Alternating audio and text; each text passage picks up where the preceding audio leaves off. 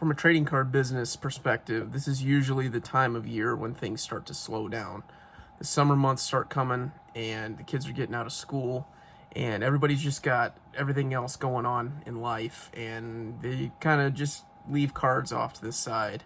And typically, you see a softening of prices during this time, or at least a softening of liquidity, where people will stop buying during the summer months. But right now, it does not seem to be the case.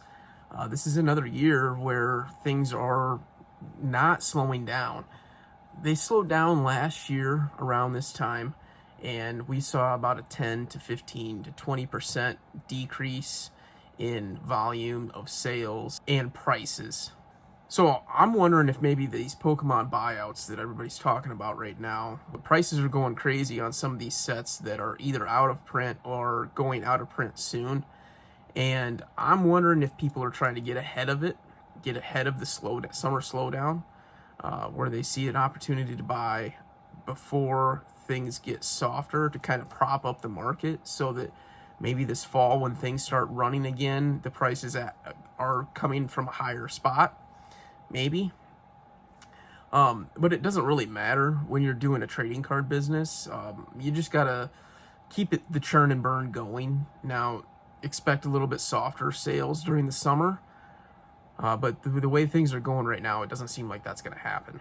But basically, you just gotta stay water, man. You gotta see what's going on around you, see what's going on around you, and just ebb and flow with what's going on. If the market seems to be cooling off, then now is the time where you need a little bit of capital to take advantage, where you can buy deals during the summer months. That's what I did last summer, and it worked really well for me in the fall when things started going off again. I had a pretty decent sized amount of inventory. But right now, I keep staying in a relatively similar spot as far as my inventory goes. My inventory hasn't really been outpacing my income, I guess I would say.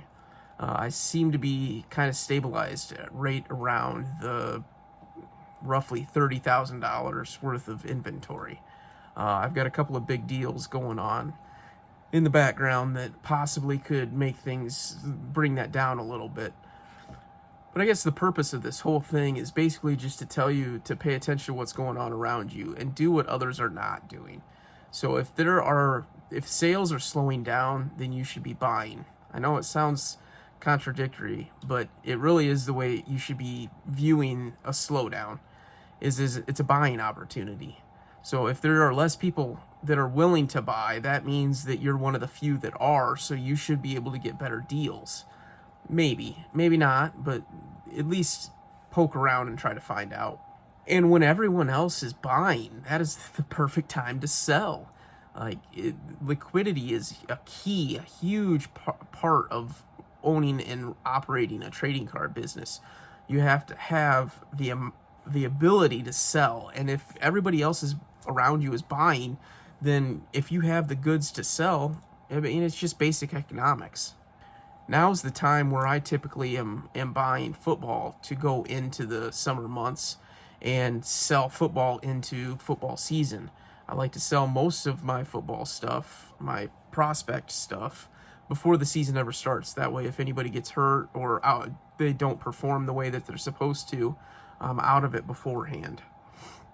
So now I'm really looking to go hard on buying football during the off season. But there has been so much buying going on that the prices haven't really softened much. So I'm thinking about other avenues on where I could go, and I don't really know where that is other than Pokemon. Pokemon is still, it's kind of been taking over my sports, the section of sports that I'm doing. I'm turning into more of a Pokemon dealer, and that's just because I know where the deals have been for me. And that's what I've been able to source. That's what I've been able to buy. So that's where I'm going. Now, I still have, I usually have 3 showcases, and I still have my eBay store as well, naturally. But I'm just talking show-wise here. I have 3 showcases, and I used to do 2 sports showcases and 1 Pokemon. Well, that is morphed into 2 Pokemon and one sports. Now, I've leveled up the amount of money that is into the sports, so I have bigger cards in my showcase there, and I have some small stuff for Pokemon and some high-end stuff that go in my showcase. So it's just adapting to the surroundings that are around you and figuring out what you can do just by trial and error. And sealed is kind of taking a step back a little bit sometimes. There are times where it ebbs and flows on what I'm able to get, and I'm only able to get what is provided to me. And very thankful for the opportunity when it arises. And not everyone has that opportunity. But I've made a good friendship / partnership with a guy that gives me some good product, and I'm able to sell it myself. And then when all of that is not working well for me, I also have another avenue of my business that is the grading side. So I do group submissions for people, and I offer a low discounted rate on sending to PSA, and I actually evaluate the cards for you. So when I'm not having those other avenues do so well for me, I can focus on that side of the business, and it really helps as well. And then content. So I make content as well, and I'm not making any money off of this, but maybe eventually I will. And I feel like this kind of it goes on the back burner sometimes, where if I get so busy with other things, then I kind of push this off to the side.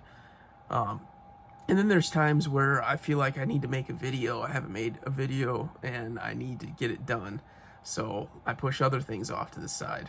I tell you, the thing that I've really been struggling with the content side is just coming up with ideas on what to talk about. It's like writer's block. Because when I make a video, I want to provide some service to people, some knowledge, other than just the same old spewing that everybody else does on the internet about price go up, price go down. I'm trying not to do that. I'm trying to think about this from the business side and actually give you tips and tricks along the way. And when it comes to content, eventually, hopefully this will turn into something. And I know that the key to this, along with everything else that I do in my trading card business, is consistency. If you do something over and over and over, eventually you will break through. And consistency is what it takes. And when you're doing card shows, if you're doing them consistently, you're going to consistently learn and take new information in. If you're listing on eBay, you're going to consistently be having a source of income because you're listing more cards that can sell consistently. And if you're creating content consistently, then you're more likely to reach out to more people that will see your stuff and realize you're all right and join your journey with you. And anything in life that you want to get done, it just takes consistent effort to get anywhere. And if you just push things off to the side and procrastinate, which I tend to do on certain aspects of my life, but if you procrastinate, then yeah, it's going to get pushed off to the back burner and you're not going to grow. So be consistent and keep growing. All right, guys, that is going to do it for this video. I'll catch you on the next one. Peace.